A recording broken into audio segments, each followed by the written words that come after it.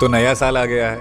सबसे पहले तो नए साल की बधाई हो आपको। पिछले साल ने ना मुझे बहुत कुछ सिखाया है और मैंने इस साल की कुछ तैयारियां की हैं। उसी पर लिखा है कि गुजरते हुए साल ने बहुत कुछ सिखाया, कुछ मतलबी चेहरों और कुछ अपनों ने भी रंग दिखाया।